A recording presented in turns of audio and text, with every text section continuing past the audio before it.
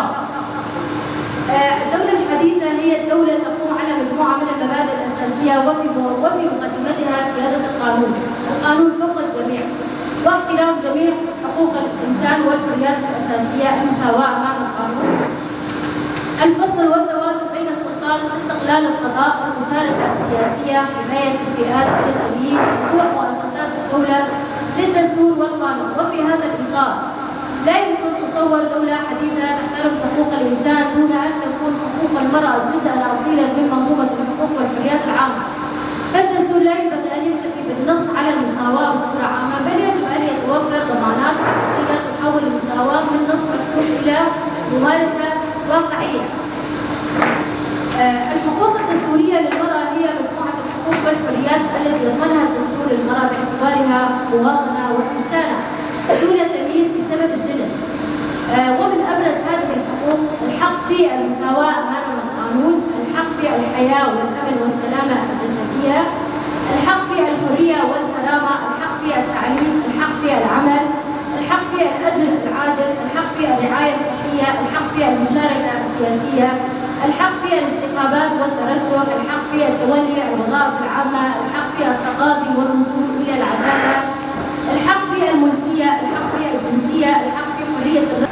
اجوا صاحوا واعطوها ميراث ما صارت ابدا.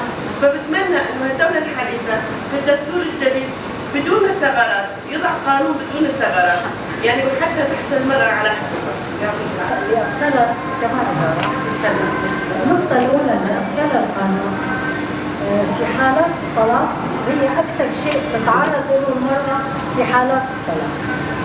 بدي أحكي عن نقطتين في حالات الطلاق. النقطة الأولى في حالة الطلاق ووجود أطفال صغار مهما كان الوضع فالأطفال هن بحاجة لأمهم، هن بحاجة.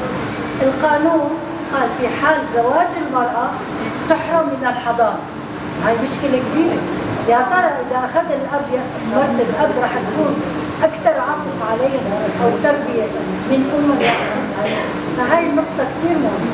ليش يحق للرجل يتزوج في حالة الطلاق والمرأة تفقد الحضانة في حالة الزواج برا؟ كمان هي من حقها، من حقها، لأنه نحن في دولة، هاي مسؤولية الدولة، هاي مسؤولية الدولة. إنه أكثر الزيجات عندنا المرأة هي رب البيت، المرأة هي رب البيت. في حال حدث الطلاق وأحيانا الزوج يكون موظف، يعني النفقة هو راح يتزوج وراح يتأسس بيت عنده نفقة وبده ينفق على أولاده، فما في إمكانية أكثر من هيك. مسؤولية الدولة، مسؤولية الدولة في حال الطلاق أو الترمل هي ترعى المرأة المطلقة اللي ما عندها أي مورد أو زوجها ما بيقدر يغطي نفقاتها، والأرملة كذلك. في دول أوروبا والقانون الأوروبي في حال الطلاق أو الترمل المرأة لها كل النصف في كل شيء،